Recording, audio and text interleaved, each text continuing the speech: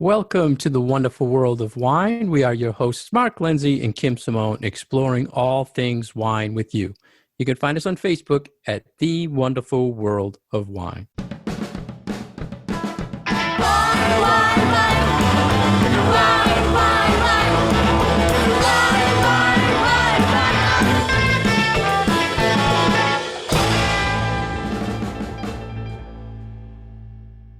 Hello again, everybody. Thank you for joining us today on The Wonderful World of Wine. I am Mark Lindsay. I'm joined by my co-host and partner in wine crime, Kim. How are you today, Kim? I'm well. Hi, everyone. Welcome to our weekly wine show. And Kim, I think we should just update the listeners for people who are maybe new to the show. We've done a lot now, and we haven't really discussed in a while what the heck this show is all about. Who are these people, and what the heck are they doing and talking wine every week? So I just wanted to update everyone. We are both, how do we say, Kim? We are both wine educators, wine lovers, wine geeks who get the privilege every week of talking to you about things we find in the wine world. And we're very fortunate that the Franklin Public Radio, WFPR 102.9 FM, located here in beautiful Franklin, Massachusetts, gives us the opportunity to use their facilities, their technology to record our wine thoughts with you. And you can listen to us Wednesday mornings at 10 a.m., Wednesday afternoon at 1 p.m., and Wednesday night at 7 p.m. right here. If you're local in town, you can catch us on the radio, 102.9 FM, or you can also listen online. It's streaming on WFPR.FM. Then we take this show, Kim, and we use it as a podcast that can be found on iTunes or SoundCloud. So we are very happy to always talk wine and discuss the hottest topics in the wine world.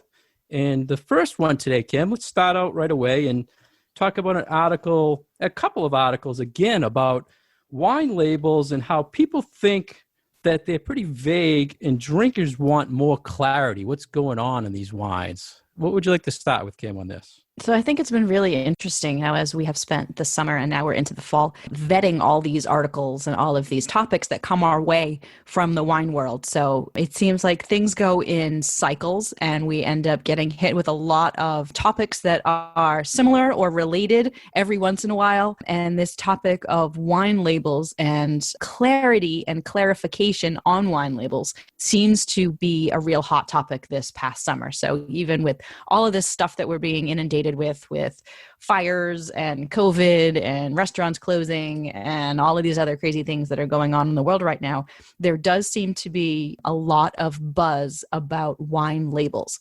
And this, I would say, more interest on the part of consumers to wanting to have clear information on a wine label, just as they would get on a package of food if they're in the grocery store and you're looking on that label and you want to see what's exactly in your food and where it comes from. There seems to be a little bit more of an interest from consumers to have that same kind of information on their wine packaging. So we have talked about this a number of times over the last few months, but this was a really nice article that we found from the Washington Post and also Wine Enthusiast, I believe, or was it Wine Spectator? Yeah, Wine Enthusiast. Wine Enthusiast, about the problems with wine labels and sort of the barriers that are there right now, both for consumers in understanding what's in their bottle of wine and how difficult it is seeming to be to get more information that consumers can understand and be able to interpret for themselves onto a wine label.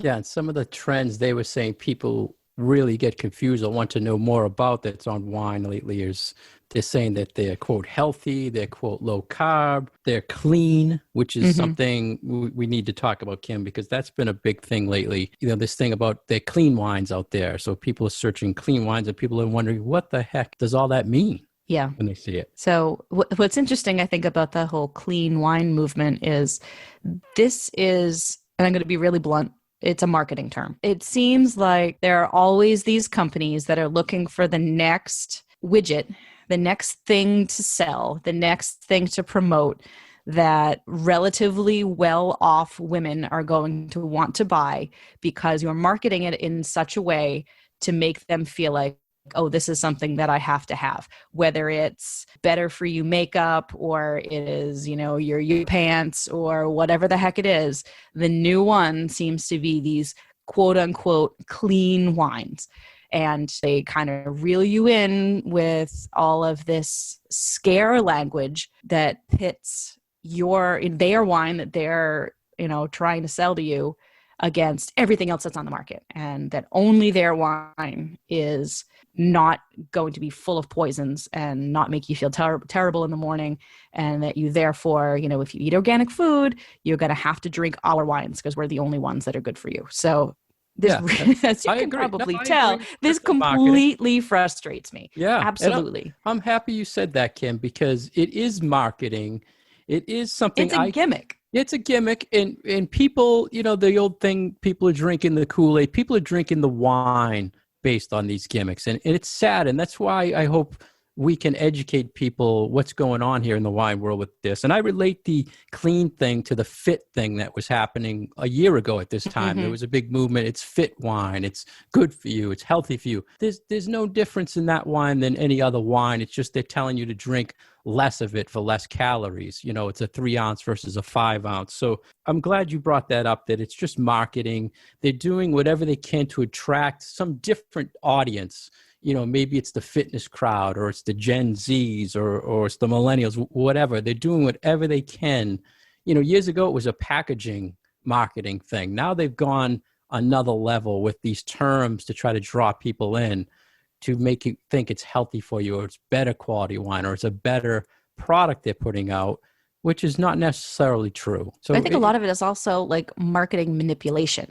And it makes me think of, and this might sound a little crazy up front, but car advertising. So when you see an advertisement for a car, I don't know anything about cars, and I'm sure a lot of people don't know a lot about cars. They use all these terms like, turbo whatever, and it's got these kind of cylinders and blah, blah, blah, blah, blah, blah, blah. For someone who is completely uneducated about what goes on in the engine of a car, that makes it all sound like, ooh, like that must be super special, because they're putting so much emphasis on, hey, our car has this. So your brain automatically reacts like, oh, if they're putting this emphasis on this is what makes our car unique because our car does this, then you automatically think everybody else's car doesn't do this.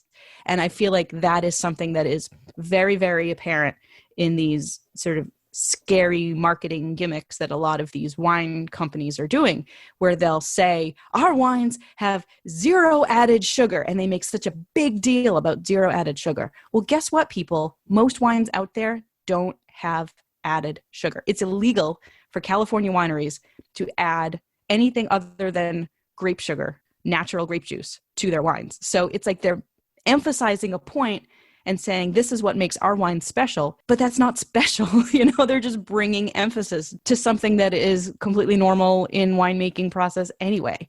So yeah, there are all these, I feel like there are so many examples of that they're trying to, point and saying this is what it makes our wine better than these other wines, but there's not a whole lot of difference between them. And we see a lot of stories going both ways. People want to know what's in the wine. They want it on the label. Then you see it where they don't want to put it on the label. But the TTB, who regulates labels, says that if you put something on that label, it cannot be, what's the word I'm looking for? It can't be something that entices you to buy it that's not true, right? So misleading. It can't be like a misleading statement on there. But they don't do anything to regulate the marketing as far as misleading you of saying healthy or fit or natural or whatever. So you have to be careful. So it's kind of roping people in a different way. So what do you think, Kim, if you see a label, they're not really saying on the label that it's clean, that it's fit, right? Because they can't. When I think about, you say you can't be misleading or mistruths you can't say that on the label. If you look, it's not saying that. It's saying fit in the wine name. It's not saying this wine is fit on the back of the label, right? But it's saying it's fit for you or natural or clean when it's marketed to you. So there's a big difference between what the government is controlling on the label and what is being marketed to you. Mm-hmm. And it's all those marketing materials and social media influence and things along those lines, that those aren't on the bottle of the wine, but they're in all of those social media marketing things from or of the wine. And keep in mind, most labels when you pick a wine up is not telling you really what's inside it most of the time. It's telling you somehow, what they say they think it tastes like or what it should taste like. But that's not necessarily true either, because your taste and my taste is totally different. So right. You don't know that either. But it is very true that wine is one of those things that there's practically nothing on that label that tells you what is in that bottle. If you're lucky, it's going to tell you a grape variety. Even that, it's not going to be 100% of that grape variety necessarily. It might be, but chances are, if it's from California or Washington, it's not 100% that grape variety. And I think people really do want to know. I think people are more concerned with what is in their food and what they're putting into their bodies. And the idea of knowing what is in your wine, I think, is very appealing to a lot of people. But like I've said in prior shows, I feel like a lot of people have this romanticized image of what wine actually is. We have sort of this idea that it's all bucolic vineyards and, small production and blah, blah, blah. And people just don't understand that so much wine, even the ones that you think are small handcrafted, are not. It's a business. I want to say, going so far as to say it's a factory, but there's a lot of mechanization. There's a lot of industrialization. Yeah, there's a lot of that kind of stuff that goes on that is not romantic. It's not sexy. It's, there's scientific labs involved. There's all sorts of products. There's, it's kind of looking behind the curtain a little bit. Yeah. So I think it would be a little scary for people to see on a wine label everything that's in that wine. Yeah. And it's a good point, Kim, because those people who are making those wines are doing everything they can that you'd never find out that information, right? To give you that kind of smoke screen and it make you think that this is a small reserve family and it's just this huge corporation that's making huge money on you for buying this wine. So, and that's where the marketing comes in. Maybe the picture on the label is, this little farmhouse with all these vines around it, but that's not the reality. And they're spending more money on that marketing than the little family guy putting on his crop or his wine. Sure. So you got to think of that when you're drinking that product. This is an overall issue with agricultural products. People don't want to think about who's picking their carrots and where their winter strawberries are coming from. We as Americans are very, I think, we don't want to think about that side of things. And this is just another part of that very difficult problem that we have as a country, dealing with where do we get our food? How do we consume our food? How do our consumer choices impact other people in the rest of the world? Let's talk, Kim, what I think is the hot thing that's going around now. We discussed it earlier, is clean wines. I use the term clean a lot when I'm tasting a wine. I'll say this wine tastes clean to me, meaning I'm not getting any off flavors. What is your take on what's happening with this clean movement? I know there was a celebrity. Who is the celebrity that someone's marketing wines as clean wines? I forget who the heck it is, but there's a celebrity put out a wine line. Is it Cameron Diaz? I believe so, yes. Yeah, I think so. So they put out this product and they're saying it's clean wine. And people are like, wow, it's clean wine. What do you take of that? Or what do you think when you hear clean in wine terms? Marketing. Gimmicks. Yeah. But do you use it a lot? Like when you were tasting a wine, would you say it's clean?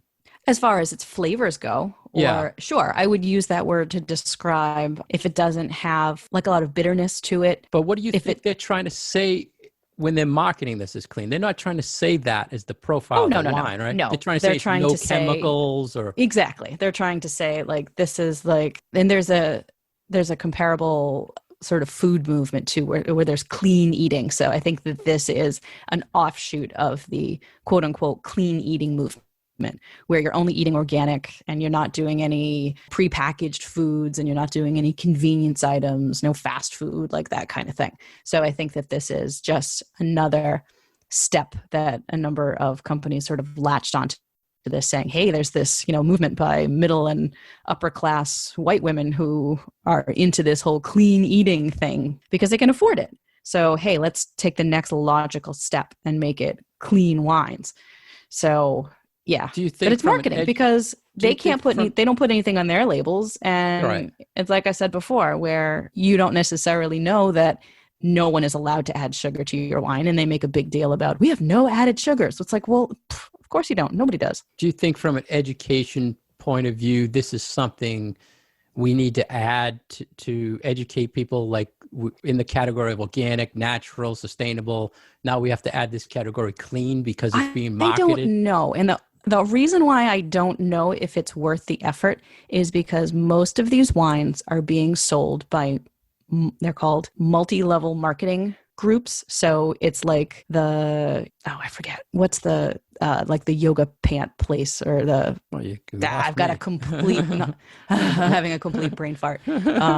Shoot, anyway, it'll probably come to me. Where people are mostly women roped in with the idea of, hey, you're going to make a lot of sales and this is easy for you to do at home if you're at home with your kids, and, sell this product, and they feed you all of these lines that you can use. And a lot of it is manipulative, and a lot of it makes people feel bad about not wanting to buy your product. And this is exactly that type of business. So I think, hopefully, I'm hoping that it's a fad and will not stick around, because it's not, I don't feel like it's legit. Yeah, I think it's I'm being very, very strong in this one. I'm not usually this opinionated about these things. I like it when you have some passion towards something that we agree on. So I think it's something we have to add the word clean to when we talk about tricks in the wine world. Okay. We talk about a lot of tricks like reserve and old vine, things that are not regulated. So I think it's going to add more into that category. We have to let people know about that. Hey, this term is out there, clean. Yeah, totally. And you have to know that it's not a regulated term. It's a marketing term, and be careful. So right. I hope our listeners I'm completely on board with adding that to that part of our education. Yeah, absolutely. It's a great idea. I hope the listeners can tell from our passion of what we feel in this issue that, you have to be careful, and we want you to know what you're drinking. So don't follow for those little marketing terms that trying to rope you in. And just to be clear, this is a different, or can be a different category of wine than, say, organic or made from organic grapes or biodynamically farmed. So a lot of these wines are only sold through like one certain, almost like wine club. So a lot of these wines you won't necessarily be able to find through a regular retailer or a restaurant. And that's another one that kind of sends up a red flag for me, is if they're restricted to only one way of getting them. That always makes me feel a little bit nervous about tricks being played about the wines. But, I feel like if people like that. Yeah. If people really do want to make sure that the wines that they have are, not being grown with inorganic pesticides or herbicides, and, that they are looking for wines that maybe have a little less involvement by the hand of a person, using that organic designation is a great place to start. Buying from small producers, it's something that requires some research on your part, but, it is a little bit, I think, easier and clearer if you go buy organic or biodynamically farmed, because those are much more widely available and they're much more widely recognized. So I think that is a better way for people to start if they really, truly are concerned about making sure that they have a quote unquote cleaner glass of wine. That's a better way to go. Yeah, and you're telling people research. Now, if you're going to or buying at locations where there's no one helping you and you're just reading the shelf talkers, you definitely need to research what's being said on those shelf talkers or that marketing material. But going to places that know what they're selling you will eliminate you having to do that research. You just have to ask the question of the people selling you the wine, right? Mm-hmm. Or serving you the wine, whatever. Exactly. You're listening to The Wonderful World of Wine. We are your hosts, Mark and Kim, every week bringing you trending topics in the wine world. You can find more information about Mark at his website, franklinliquors.com, more information about myself at vinitaswineworks.com, and you can find past episodes on SoundCloud or iTunes. So another article that we really wanted to talk about, and was kind of nice for me to read because it really sounds like I could have written this article, because so much of it is things that I live and breathe and talk about all the time. And it's about what makes for a food-friendly wine. And we know that I love my food and wine combinations, and they don't have to be perfect and they don't have to be, earth-shattering, but I love a glass of wine with dinner. And I liked this idea of bringing up for people, what is this idea of food friendliness in a wine? What does that even mean? Yeah. For you, what does food friendly mean for you, Mark? Like, what's a good food friendly wine for you? I loved how the article, Kim, said wine is food to be consumed with food, right? And to me, that's kind of a trick question when you say, for me, what food friendly wine is, because a lot of time I find myself saying the wine is food friendly if I don't like drinking it without food. So it's a good wine, but I'm saying, you know what? I'd rather have this wine with this dish because it would be so much better. And that was one of the points they brought up in this article. Yeah, so that's kind of where I lean for food friendly. But for you, I know you're the foodie. How do you relate the term food friendly wine? So for me, it's not. For you, it's a little bit of a, you're kind of using it as a little bit of a pejorative term because you're like, it doesn't taste quite as good as it could. For me, I'm always looking for these wines. And for wine strictly to match with the food. Not strictly, but if I had the choice between, so if I'm looking at 2 bottles on a shelf and one of them is a leaner, German Pinot Noir, and the other one is a rich, oaky California Cabernet, I'm going with the Pinot Noir because my point probably in buying that bottle of wine is to pop something open to have with dinner. Yes, I might consume a glass of it either while I'm cooking or at some other random time, but my drinking habits revolve around putting wines with food, not necessarily to think too much about making a pairing, but just what's going to be something yummy and refreshing and, just very pleasant to have with our evening meal. So it's truly food friendly to you because you can bring that home and pair it with many things. Right. Is that what you're saying? Yeah. So I'm not picking something to say, oh, this is going to go with this dish. Just one dish. Make, blah, blah, blah, blah, blah.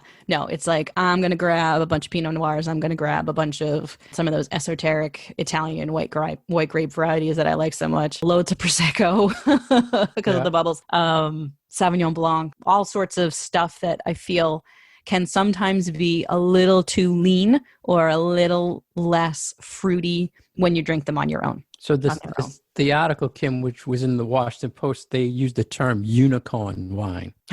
Yeah, there are very few unicorn wines out there. So tell our listeners what they said a unicorn wine is. So it would be a wine that you match with, a particular wine that you match with a particular dish that makes you have like a life-altering moment of gastronomic pleasure, something that is almost impossible to recreate. Perfect pairing. The perfect pairing. Which we hear a lot of times. There's a lot of perfect pairing. The food is great. The wine is great. You put them together and their greatness, it's like a 1 + 1 = 3. Yeah.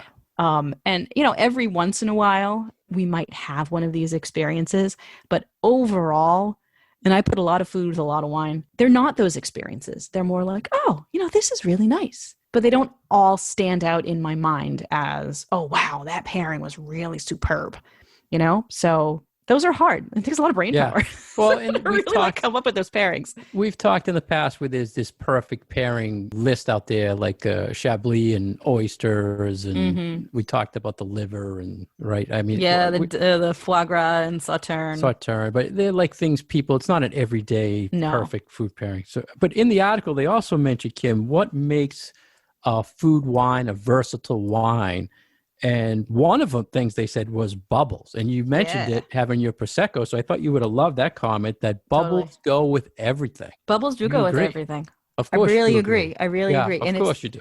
It's the reason they gave 2 sort of guidelines for what makes wines good for food in this article. And one was acidity and the other one was bubbles.